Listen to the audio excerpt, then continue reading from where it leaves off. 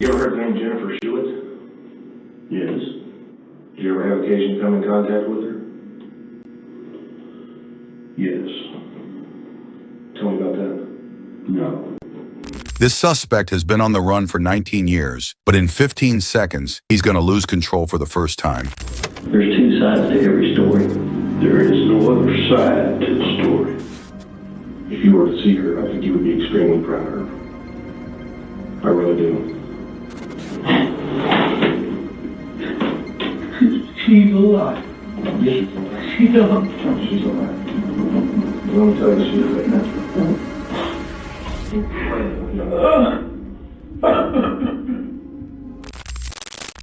8-year-old Jennifer Schuett was kidnapped, assaulted, silenced, and left for dead. At the time, she was just a child who lost her ability to speak after being brutally wounded by her attacker. Yet against all odds, she survived. Jennifer remembered every harrowing detail and ultimately solved her own case, bringing an end to Dennis Earl Bradford's reign of terror. I wanted to help because I was the only living witness.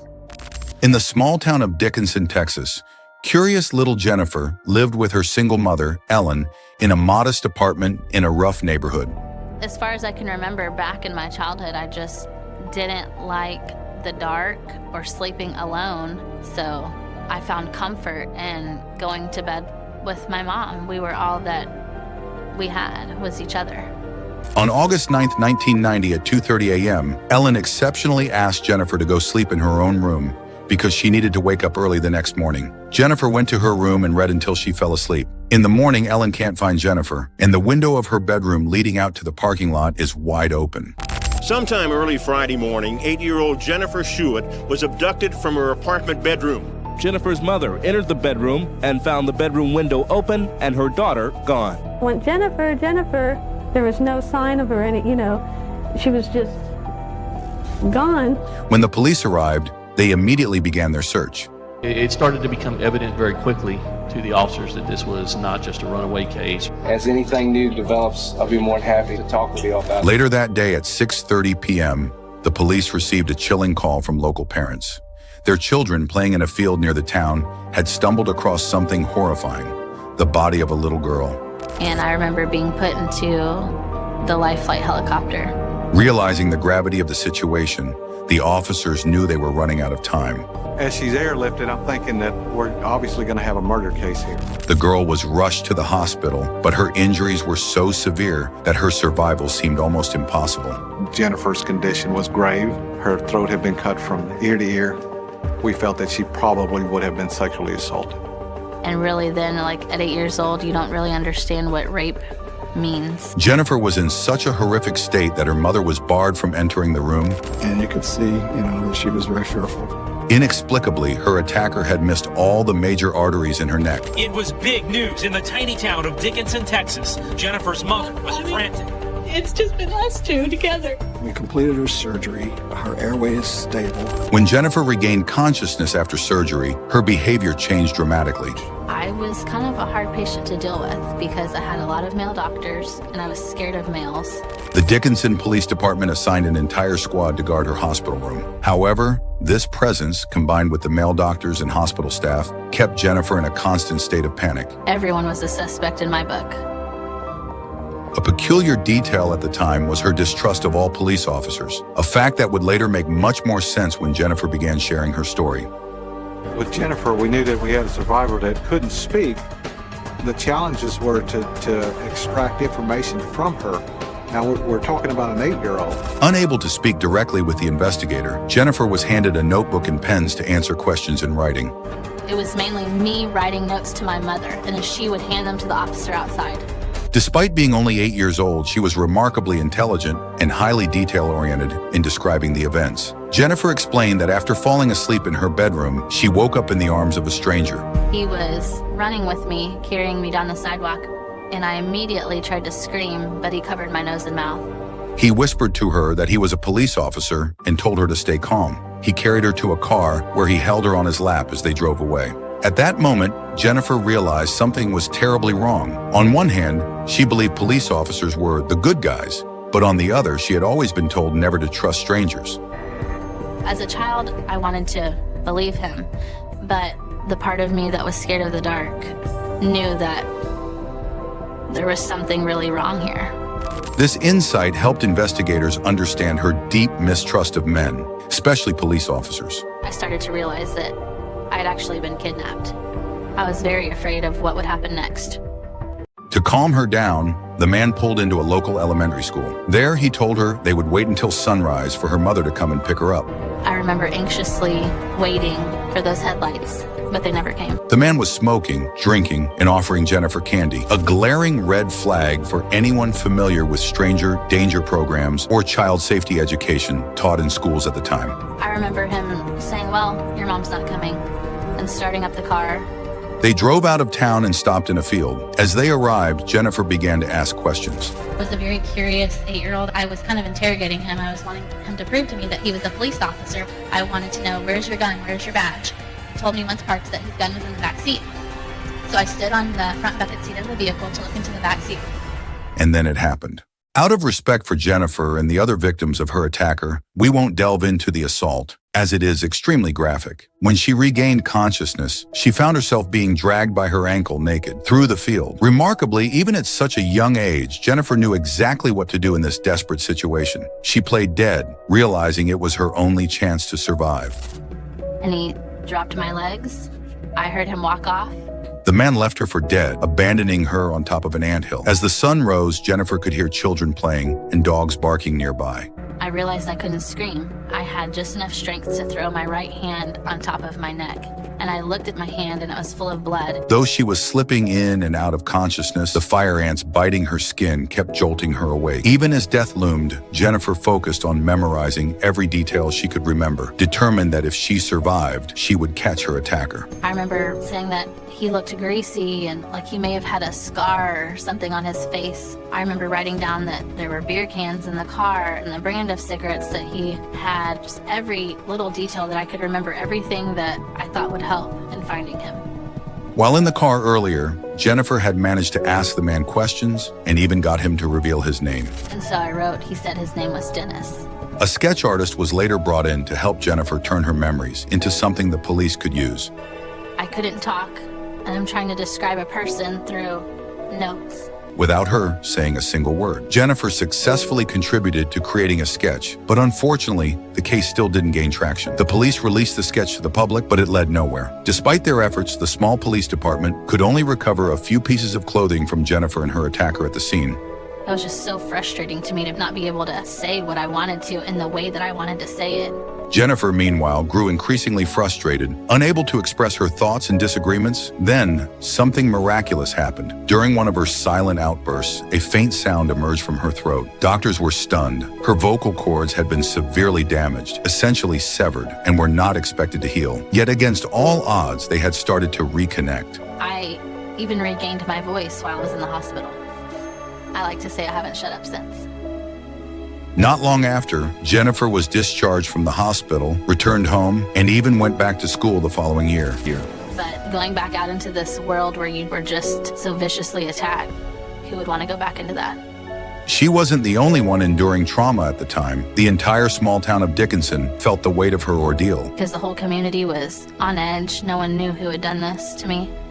The police department expanded its staff and stationed officers in schoolyards and even inside classrooms. As time is progressing, the leads are getting colder and colder and you're losing your resources. It's very frustrating. The case gets cold. Despite these efforts, Jennifer waited 18 long years without any progress on her case. And then I got a phone call that Detective Tim Cromie would be taking over my case and he wanted to meet with me. Then, for the first time in years, a police officer reached out to her with news that sparked hope. Sitting down with Jennifer for the first time, I told her, I said, Jennifer, I will do whatever I can do in my power till the end of my career to get you the answers that you need for this case. And that simple sentence changed my life. I felt like he was as dedicated to the solving of my case as I was. It was a unique aspect of having Jennifer there to help with certain aspects of the case that otherwise we had never known. I really wanted to be a part of the solving of my own case. I wanted to help because I was the only living witness. He informed her that he had contacted the FBI to analyze the pieces of clothing recovered from the field 18 years earlier. In working cold cases, time is your enemy. People forget, people move away, people die. This was one of the benefits of time in our case, was the advances of technology in the DNA field. As time went on, and it took so long, my optimism faded. If we didn't get a DNA hit, I wondered if we were ever going to solve this case. The forensic procedures took a full year, but the effort was not in vain. It was 2:30 in the morning. My phone rings, and it's the DNA lab. The DNA examiner told me we got a hit. On September 22, 2009, the FBI delivered a breakthrough. They had a name, Dennis Earl Bradford. Who? Who was that? We never saw that name in a report. When Tim and I made the connection back to the notes that Jennifer wrote saying his name was Dennis. Jennifer was 8 years old, on pain medication, couldn't speak, and then all of these years later, for that to actually be the fact. At that point, it was monumental that this girl was so accurate. Bradford, a 39-year-old man from Arkansas, had been released from prison just 6 months after Jennifer's abduction. Bradford's criminal history was chilling. He had been arrested years earlier for attempting to sexually assault another woman in a bar. 7 years after Jennifer's abduction, Bradford targeted another woman, choking her and holding a knife to her throat, mirroring the violent tactics he had used on Jennifer. And it was from that sexual assault that his DNA was put into the national database that ultimately matched back to the evidence we submitted. The investigators also obtained a copy of Dennis Bradford's driver's license from 1990. Astonishingly, the resemblance between Jennifer's sketch and the license photo was nearly perfect. It was almost as if drawing a sketch based on that driver's license photo. It was that accurate. With this evidence, the police quickly secured a warrant and arrested Dennis. When they called me that morning and told me that they really arrested this person, Dennis Earl Bradford, it was the most surreal moment of my life. We were hoping, most importantly, to get a confession. We didn't want there to be any way this could be beat in court.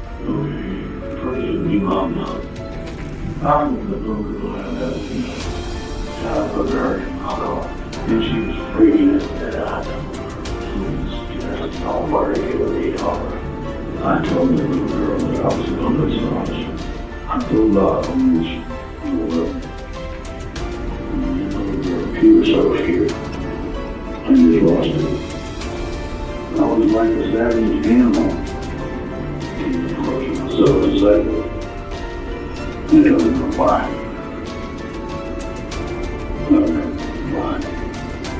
Many times I wanted to just end it. And I never had the guts. Following his capture, Jennifer stood before the media to make a public statement.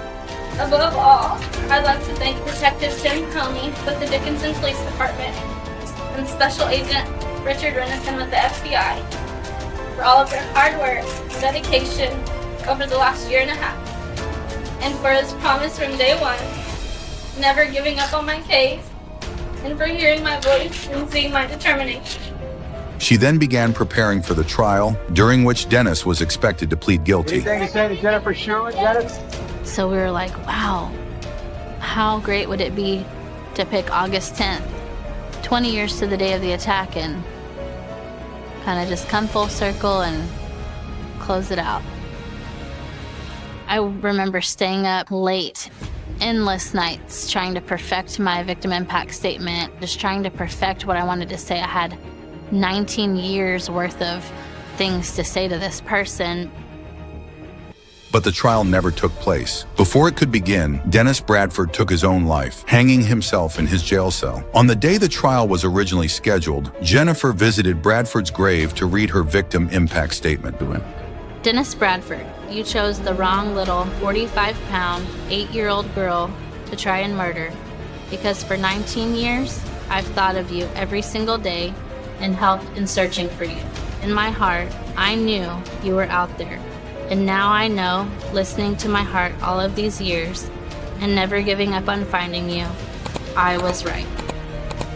She hoped this act might provide some sense of closure, if he could somehow hear her words from beyond. At that very moment, she felt a sharp sting. A fire ant had bitten her, just like those that had kept her awake in the field years ago. To Jennifer, this was a sign, a final poetic note to her incredible story. Throughout this journey, I've had two main goals. and they were to find the man who kidnapped, sexually assaulted, and attempted to murder me 19 years ago so that he could not hurt anyone else. And to use my voice in telling my story to as many people as I possibly could in hopes that I may encourage other victims of violent crime to stand up and speak out against criminals. Today, I can say very proudly that I have accomplished both of these goals. I hope that my case will remain as a reminder to all victims of violent crime to never give up hope in seeking justice, no matter how long it may take or how hard it may be. With determination and by using your voice, speak out. You are capable of anything. Even though her scars would never fully heal, Jennifer refused to let her status as a victim define her or prevent her from living her life. She even dreamed of starting a family, but doctors told her that the severe trauma from the violent sexual assault had made it nearly impossible for her to conceive. However, after sharing her story, a compassionate doctor stepped forward to help her. When Jonathan and I found out that we were expecting, we were in complete shock. 2 years later, Jennifer welcomed her first child, a daughter, followed by a son. It's like, pinch me, who would have thought? They're really my happy ending. Today, Jennifer continues to raise her voice as a powerful advocate for victims. Her attacker tried to silence her, but even as a child, Jennifer proved she was always stronger. I am not a victim, but instead victorious.